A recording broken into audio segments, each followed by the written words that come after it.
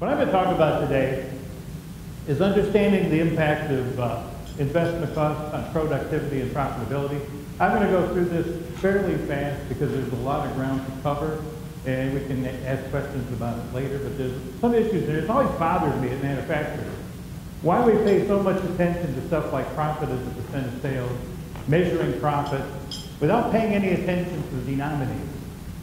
We always measure profitability instead of ROI. And so that's sort of the gist of my getting into this area as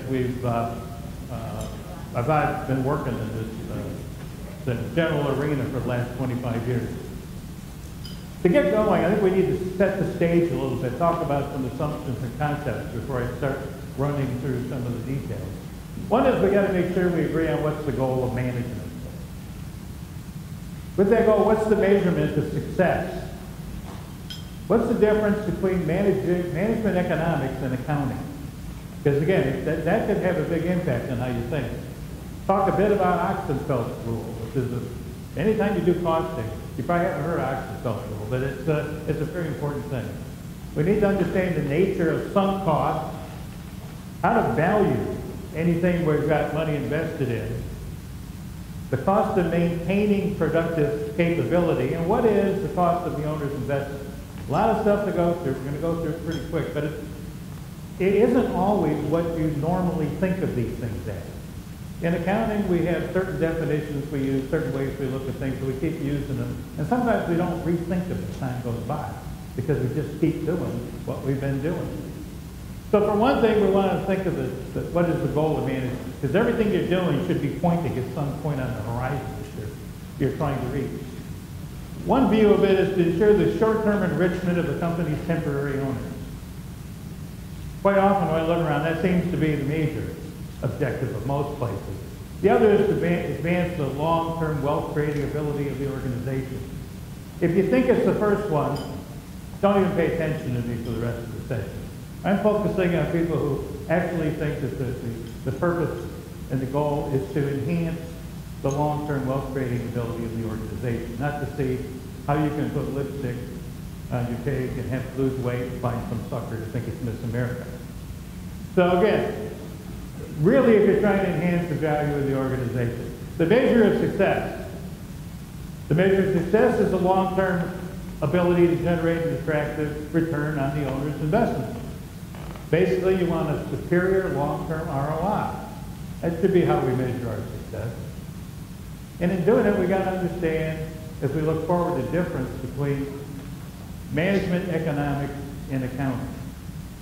Accounting is sort of a backward-looking discipline, where you sit in the stern of the ship and you analyze the weight. Management economics is a forward-looking discipline. It stands in the bow of the ship and helps navigate it to whatever its destination is.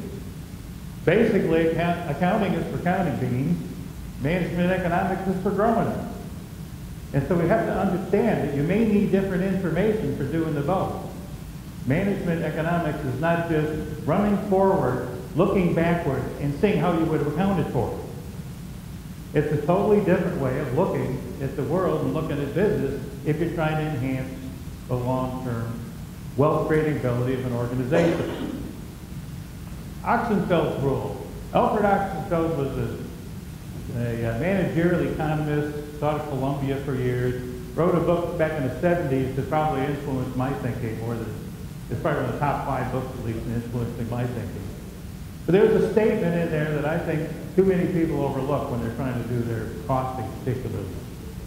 That's that an error in measuring the magnitude of an effect is usually far less serious than mistakes due to wholly overlooked consequences.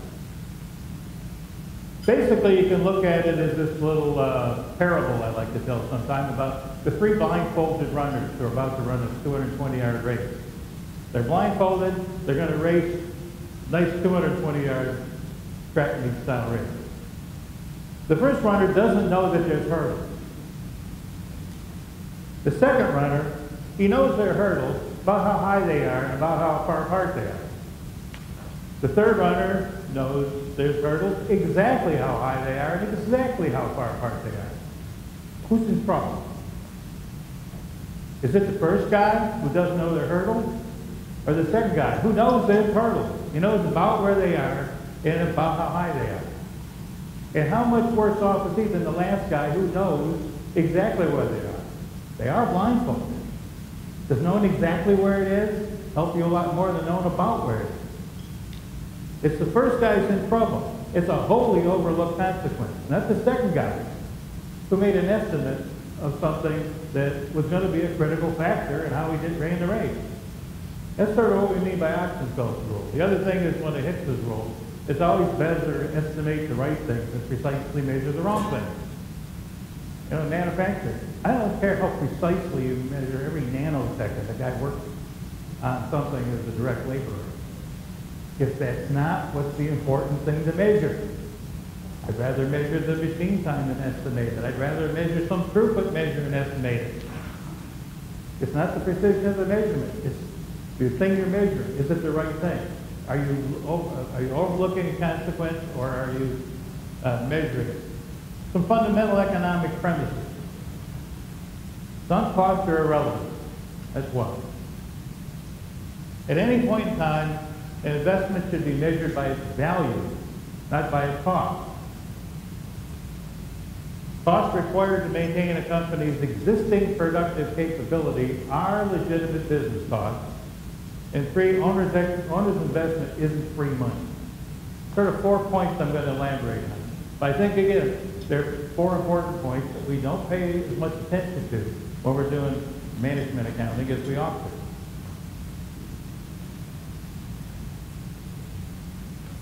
First one, accounting's view of capital investment. In accounting, we value the capital on a company's books at its original cost minus the accumulated depreciation or amortization.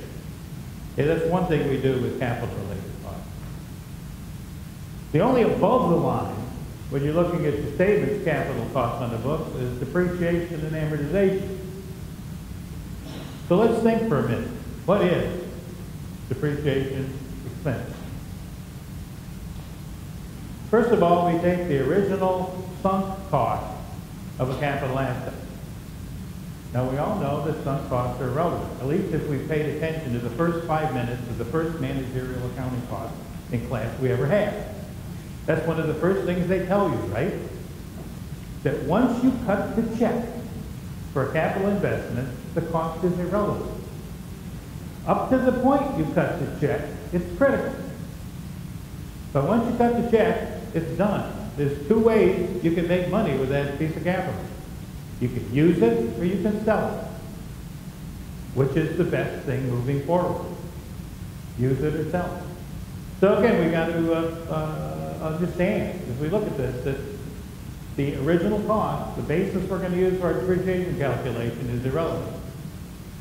Then we go select one allowable chronological life of a capital asset. Okay, you go to the menu and you say, what lives are available? What can I tuck this one into? Plus, it's chronological. Obviously, the life of a capital asset has a lot to do with the Earth orbiting around the sun. Using it's not a factor, is it? If it sits there for a year and I don't use it, I incur the same amount of cost as if I use it for 8,000 hours. It could be hard to do for one machine here with it. Let's say 4,000 hours. Okay? So we pick one of those lives. And then we go to column 2, and we pick a method. If we pick straight line, cost will be different than if we pick double declining balance, or some of the year's digits, or all of the year's digits for that matter. Any of those methods, that's going to have a real impact on our cost, isn't it? Because we picked that out of column 2. So then we take the selected life and method, apply it to the irrelevant sunk cost to arrive at this really brilliant idea for decision making called depreciation expense. Makes a lot of sense, doesn't it? Can't imagine why I do that. So we put it on our books, and we think it means something. I remember back in the old days, I used to teach junior college at Jackson Community College back in the early 70s of my evenings when I was working at Jackson. And I usually tell people when I was in Jackson for 3 years, and they raised their eyebrows a little bit. Then I explained I played ball in Jackson Prison for a year. And then they raised our eyebrows a little bit more. But I just played on the team that was in the same league with the guys in Jackson. They weren't allowed to play any away games. So we always had to go in and play them there. But anyway, again, I forget what I was going to say anyway. I should go off on tangents like that. I'll get there. But the whole idea here is, again, we got the sunk costs, they're irrelevant. We're going to come up with this depreciation expense. Is it going to really arrive at a meaningful measure? Now, what if, let's think about this. What if the company repurchased all new assets and is using a double declining balance method of depreciation? What if it's got a really big chunk of depreciation right after it's bought a lot of new assets? They're probably at the point where they need to generate cash to pay for the replacement of these things, less than ever. But they got a double declining balance, they got a big chunk of money. What if they put this big double declining balance, and I'm going to say taxes, so they screw it up in the early years, and they roll that into their costs when they're estimating and deciding on what's the fair price? Think that might sort of throw them out of whack a little bit? What if it's a company that just came out of Chapter 11 and it has zero value on its capital assets? I've run into two companies, became clients in the last 5 or 6 years that had exactly this situation. What they call fresh start accounting that you go through, where after you apply all the new basis, there's nothing left to put on your capital assets. I had a $350 million sales floor plan client who had zero on their books for their capital assets. Do you think that means that when you're looking at your cost structure, you should have nothing in there that covers staying in business, being able to maintain your capital over time, your capability? What if your assets are old and already fully depreciated? Does that mean you don't need to put any provision in there to understand your cost structure? I've seen a lot of small companies, particularly small manufacturing companies, that basically under-costed stuff. They get business, suddenly they have to buy new assets, and then they can't pass cost through because the market won't let them. And they're stuck with a pricing structure they developed before, and basically they run into a wall. They can't sell anything else except to break even, lose money, just barely survive, because they didn't think about what was a true amount to incorporate to generate the funds you need to stay at the current level of business you're at. For decision-making purposes, accounting depreciation expense is irrelevant, inaccurate, and misleading, and should be totally ignored for decision-making. However, some provision must be made for the costs required to stay in business. It's the cost to maintain your current capability, not the growth. Growth comes on promise. But the cost so that as you use up your capital, you have the wherewithal. You've incorporated into your costing structure and therefore in your pricing structure a provision to be able to fund staying in business. That's what a lot of people, now I remember where I was going with the comment about teaching the Jackson Community College. My memory's not totally gone, partially gone occasionally like that. I remember when I was teaching there, as we were talking about depreciation, grabbing a bunch of annual reports and taking them to read to the students. In it, they talked about how, they almost all talked about how we have spent the amount of our depreciation expense on capital during the year, and they were proud of it.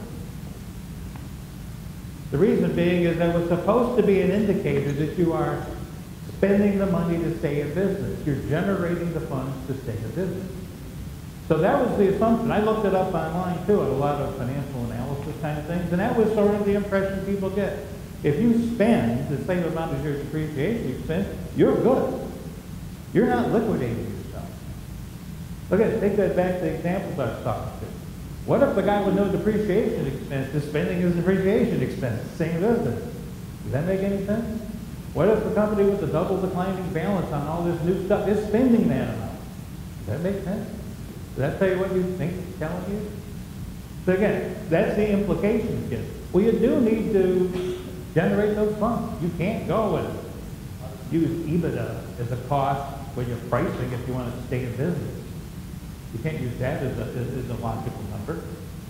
So what do? Well, there's a thing we started as an idea 20-some years ago. I should add that the two questions when I started doing this as a consultant 25 years ago, that came up most often is what do you do with depreciation and what do you do with interest? This was part of the answer we came up with the first one. And actually, just about 20 years ago, this was the subject in an article that was published in my Management Accounting magazine. You can see how well it's caught on, that nobody does it except some of my clients. But it's a thing called a capital preservation allowance. It's been refined since then. I think I called it a capital accumulation allowance back then. And one of my clients up in Seattle said, you know, this is really a capital preservation allowance. That sounds like a better name. The only problem is that this abbreviation is CPA. I know only a few of us think they like CPA. So anyway, but that's one of those things we'll just have to live with. Capital preservation allowance represents the funds you need to collect as part of your ongoing revenue in order to preserve your existing capital base. Okay? You need to look through the windshield, not through the rearview mirror. You need to think, not just go to the shortcut of looking at what the replacement cost would be if you bought the same stuff you got. You know, in manufacturing particularly, you don't go and replace the machine with another one that's the same, or do or addition the same thing all the time. You might replace these 4 machines with one brand new piece of technology, another machine. 4 cheap machines with expensive ones, one old expensive machine with 4 cheap ones. So again, you have to look at what you're actually going to be doing as you move forward. As you think about these things, you got to figure out how much money you need to incorporate if you're going to fund your own non-liquidation, staying in business. So you can sort of look at it as the ongoing accumulation of funds required to maintain its existing volume of business and technological position. And you can view it sort of like a sinking fund. Doesn't mean you actually create a sinking fund. You might want to do something like this on a memo basis so you can see where you're going and where you've been. But you need to look forward and sort of accumulate it. You don't want to get too hung up on it, matching everything every year. This is too small for you to read. It basically just shows what this graph shows here. Is that some years you may accumulate $500,000 and spend $1 million, and other years you might be accumulating and you're costing $1 million and spend $250,000. That's not a big deal.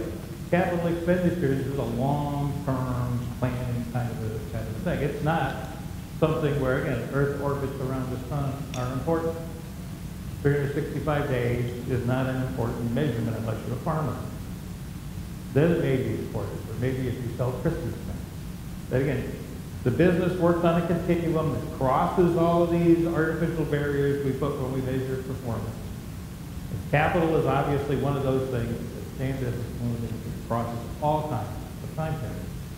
And so you don't want to get confused with that. So you can generate it like a sinking fund. As you move forward, you come up with an appropriate mechanism to say, this is what I need to collect, say, in business, get it into a costing rate, which we'll talk about in a moment, and reevaluate it periodically. It's not like once you decide this year, if you get better information next year, you update it.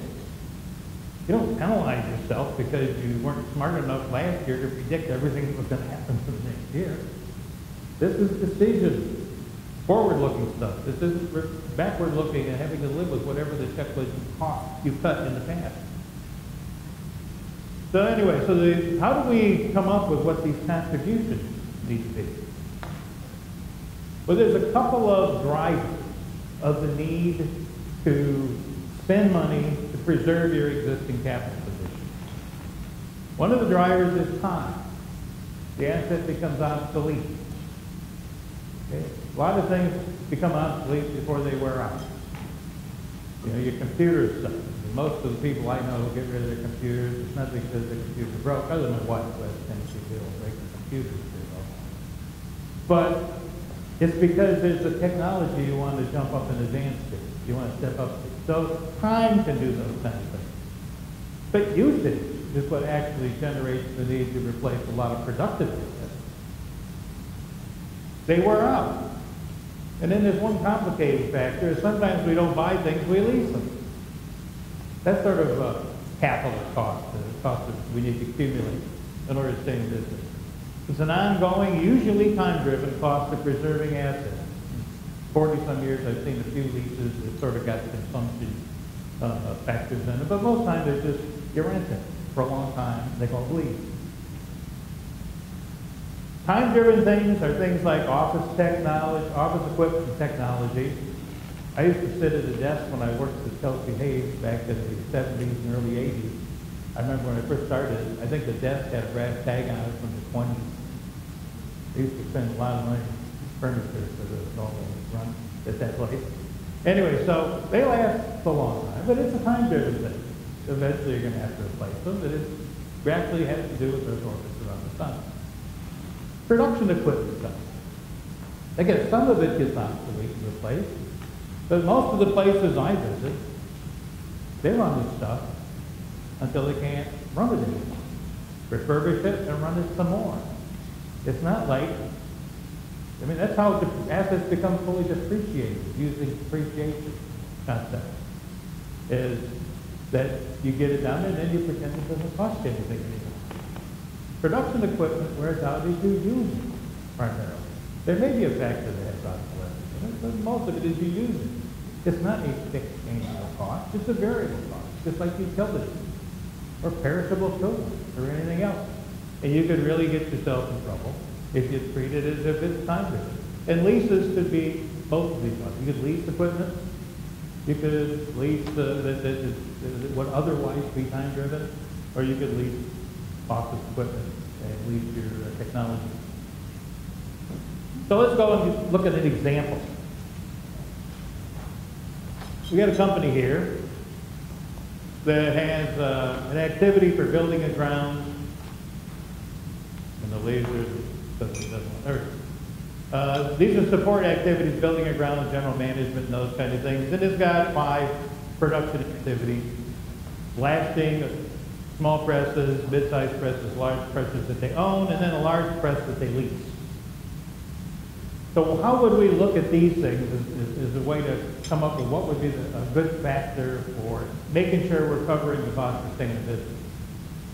Well, certain of these are time-driven. The things in the support activities, the building, you know, the stuff you've got for the general management and for IT and for shipping and receiving, probably things that are traditionally handled would be good, just not handled using the original cost necessarily. How much do I got to keep spending each year in order to keep my facilities up to date, how they should be, my material handling and shipping and receiving. But you would also, some of these maybe have something that's driven by a usage factor. Maybe you lease some of your lift trucks and the other ones you own. And you're going to have to replace them after you drive them so many miles or so many hours or something. And you come up with a factor that says every hour we drive it, we got to accumulate about $2, whatever you might calculate it to be, in order to keep our fleet of lift trucks going. You come down to equipment, and if none of them look like they're going to be obsolete soon, they're going to wear out when you're going to have to replace them. Again, you would have a factor you could work out. What we have to spend out in the future? How many hours does one of these things run in its lifetime? How do we make a provision so that when the time comes we got to replace these things, there's some money in the sinking fund in order to stay in business? On the other hand, for the leases, we got to cut checks to the tune of about 40,000 hours a year, whether we use it or not. It is fixed. It's taxed. So we have, if we're going to keep that press around, and we're going to continue to lease it, we got to fund it to the tune of 40 grand every time the earth goes around the sun. So we need to take that into account. So with this kind of a view, you've got about $350,000 you would need to collect in your pricing structure as you sell your products every year, if you're to be able to fund staying in business. 180 of it is fixed, 170 of it varies. So what if your volume's low? What if your volume drops 20%? Well, using normal depreciation type stuff, it would stay 350. But if it drops 20%, This way it's going to drop down to 316 from 350. The variable drops from 170 to 136. Which sort of reflects reality better than leaving it at 350, do you think? Do you think if you're eating it up less, you're using it less, maybe you shouldn't have? Does it really cost you more to run a machine per hour during the years you run it for 3,000 hours versus the year you run it for 4,000 hours? Are you really generating the same amount of need to replace that thing? That's what treating it on a time basis does versus a usage basis. So here we're saying it would fluctuate. Might be a better way to look at the kind of thing. The next piece, though, you can ask for capturing money as you go through to be able to stay in business. The other part is the actual investment in the capital asset. At what point, at any point in time, how much does an owner have invested in his or her capital assets? Is it the amount they paid for them? Is it their net book value? Or is it the fair market value? Economically, decision-making wise, how much money do you have tied up in your investment? Let's look at an example. Let's suppose I go out and I buy stock in Dougco, famous company, for $1 million. Day one, I wrote a check for $1 million. Day two, I look at the Wall Street Journal and it's only worth $800,000. Somebody comes up and says, I will exchange $900,000 of Hicks stock to you for that $800,000 of Dougco stock. Think you'd be willing to make the exchange?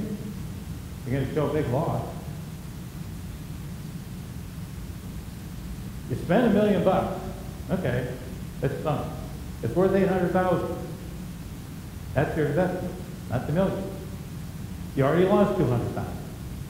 If somebody offers me $900,000 for it, when I decide what to do, it'll be based on how best can I use this $800,000 I have invested, not $1 million. It's $800,000.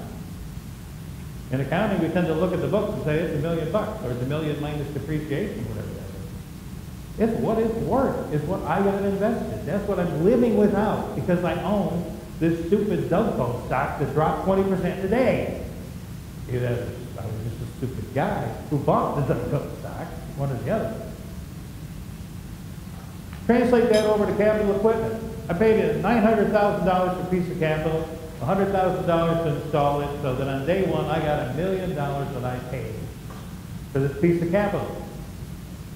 Day two, well, because it's now used, it's worth about $775. It'll cost me $25,000 to remove it.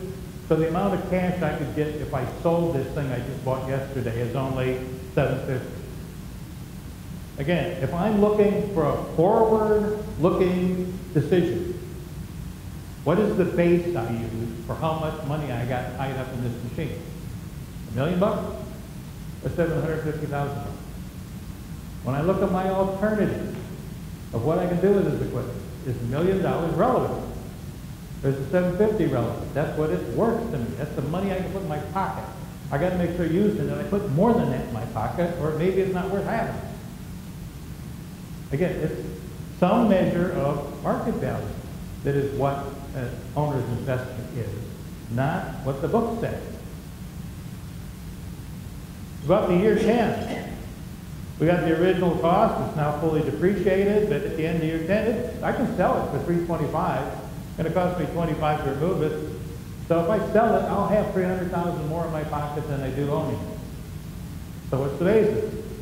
0 or $300,000. This isn't as easy as bookkeeping. But if you're going to make sound decisions, what's the number you need to know? It's the market value. Remember, going back to Oxenfeld rule, because we don't want things to get so complicated that we get tangled up in our underwear when we're trying to calculate things, is that error in measuring the magnitude of effect is far less serious than mistakes due to wholly overlooked consequences. A lot of people get confused when they talk about cost of capital or returns on assets and those kind of things.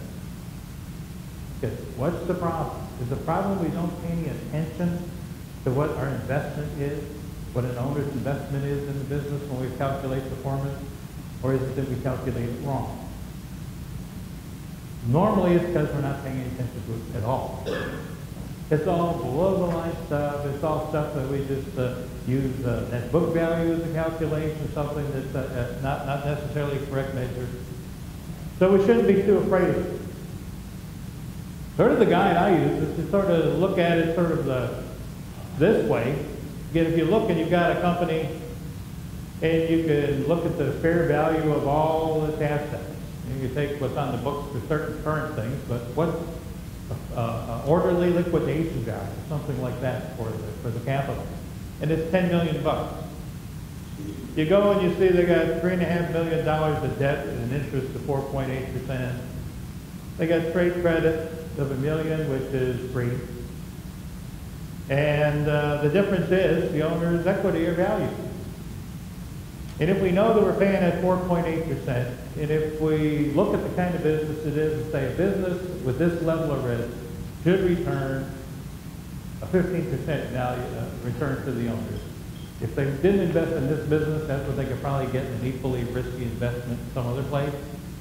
You can throw that in there, see what the cost of capital is, code it up, and turn it into a return on assets that's required in order to hit the owner's ROI. So if we could calculate if we get a 9.9% return on assets on all the assets we have employed, the owners would hit their 15% ROI. Sometimes you can't get an owner, or it's too tough to figure out what that 15% should be, or whatever it might be. So you can just take a little different route. So how much money do you think you need to make this year? Plug that in and back into what percent that represents, and turn it into a target return on assets. It's not that difficult. Probably got like a lot more line items for all the kind of debt the big company has, those kind of things. But even with a small company, you can come up with a reasonable number to use. For example, as we move forward, let's just take a sort of quick look, and we use a simple 10% so that I don't have to do any more complicated calculations than things with nice round numbers. Go back to our example company that we did the capital preservation allowance on. And we've got our $4 million of investment. Again, you can see where it falls, building and grounds. We've got stuff tied up in receivables, all these other wonderful things. Which means that we have a profit target of $400,000 in order to get our owner the ROI that they want to get. If we embed each of these costs in activities related to those things, the same as if they were utilities, indirect labor, supplies, it becomes part of the rate. And when you roll up the cost of a product that you're looking at the cost of, with the cost of capital in it, the cost is the price you need to hit the target ROI. It's as simple as that. If the cost of capital is calculated and attributed to activity and incorporated in the activity rate, you then understand how to figure out the ROI of a product. Now, why is it that if the objective of a manufacturing company is to get an ROI on the owner's investment, that we look at each individual thing we quote and value its, or measure its value to the organization based on its profit as a percent of sales? They're two different things. I mean, if you want to know if your kid is growing taller every day, do you measure how much they weigh? That's what you're doing when you quote profit as a percent of sales when your objective is an ROI. They're not the same thing. You're missing half the formula on the one. So again, if you can incorporate a cost of capital in your rates, you can do that. And when you look at that in terms of the investments you have, you combine our cost of capital with our capital preservation allowance. Again, you can come up and you can see what they are, would just fall into. They're not driven up here. But here you can see the impact on the costing rate of the different things based on including cost of capital and capital preservation allowance, instead of ignoring cost of capital and using depreciation capital preservation allowance. And the stats aren't important, but you can see how the concept would apply. Now, taking that to the punchline, which is, at the end of this thing. We're all done. We want to measure profit. We want to know how valuable the parts that make up our company are to the company. How profitable is this customer, this product line, this item we're quoting? How does it fit in our portfolio? We got a limited amount of capacity. We're using it to distribute among various products and customers. We need to know how much they are contributing back to us. Let's take a look at these three companies. They're pretty much identical except for their sales. Company A has $2.5 million in sales, Company B $3.5 million, and Company C $5 million. By the way, you can see I stay up hours trying to think of clever names for companies, my example. Each one earns a profit of $400,000.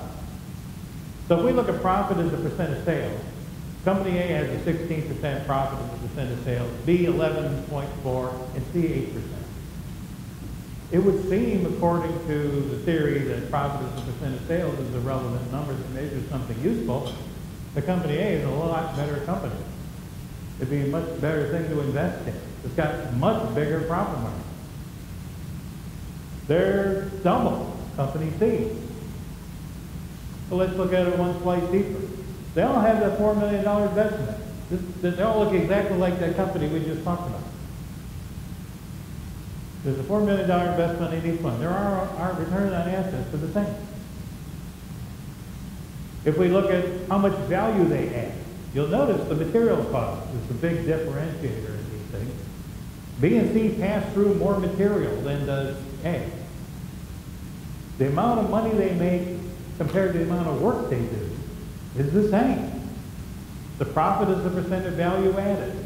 Sales minus material. That's how much value you add. Total cost minus material is how much work you did. Or at least what you spent to do the work. They look about equal. Activity costs, another measure. They each performed $1 million worth of work. $1 million worth of activity, and earn a 40% profit as a percent of activity cost. They look a lot different when you look at profit percent of sales, but if you look at some other measures, they can come out very much the same. You'll notice the percentage of value added, percentage of activity cost closely tracked, in the simple example of precisely tracked. But in the real world, it fairly closely tracks ROI. Doesn't measure it perfectly, but it closely tracks it. You'll throw in the cost of capital as part of the cost, and you'll see that each one of these basically adds to no value. Basically, that means it hits the target. There's no value in liquid getting out of this company and putting your money in something else because you're not going to earn any more. It covers the cost of capital. And so it adds no value, but again, you still see the profit percent of sales are skewed among the various categories. So which one should be the primary? Which one's the better indicator? Which should be the primary measure? If you really want to know how valuable an individual product is. Okay, here's another example.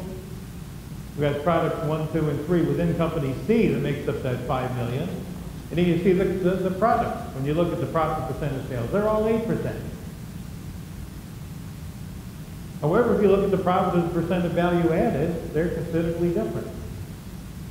Okay, we did a whole lot more work to make product 1 than we did product 2. As a matter of fact, we did more work to make product 1 than 2 and 3 added together. When you take it, you ran the company 50% more to make product A. There's more cost, there's more investment tied up in product A. That's why it comes out much lower. If you look at its EVA kind of calculation, it's not earning that target profit, that target ROI for the owner. It's reducing the value of the organization. The key here is, the key punchline here is that profit as a percent of sales is a distortion in how valuable a product is. Yet we continue to use it. Almost every place I go, when they do a quote, they think, we get the cost, we mark it up X%, that's our target. I would rather know what the return on investment is. How does it fit in my ultimate objective? not just this flat profit percent of sales. It also distorts other things that you can think about where people use sales. Sales dollars per employee. And we have people measure that.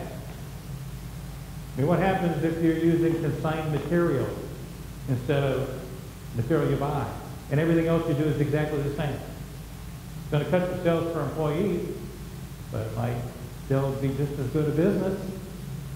You might be a better business because of that. If it was sales per dollar value added, that might be a little more meaningful. How much value were you able to add to your client's, your customer's business for every hour, for every employee you had?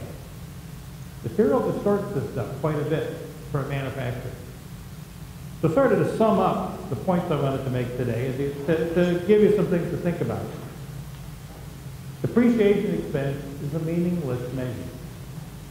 Okay, you got to have it for standing in the back of the ship and measuring the weight.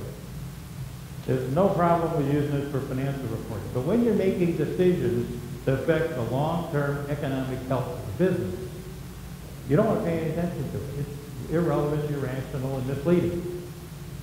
Capital preservation allowance will give you a much more true measure of how you're doing. Are you funding yourself to stay in business over the long haul? Profitable percent of sales is a misleading measure. You might at least, if nothing else, and we'll talk about this in a case study we do at the end of the day, one of the things they do, is begin to measure profit as a percent of value added or external cost instead of profit as a percent of sales. And it can make a big difference on the value of your portfolio business. Cost of capital is a fundamental measure that you need to understand the sales value to a company, especially the manufacturer, although if you can't quite get yourself to go through those calculations, profit percent of value added or profit percent of activity costs are simple surrogates for it. They're closer. And it's better to approximately measure the right stuff than precisely measure the wrong stuff. So that I'll close and maybe add one thing at the end that I like to add to a lot of my presentations, that I don't expect you to all to buy into these ideas right away, because there's always a possibility that I may be wrong. But thank you. So.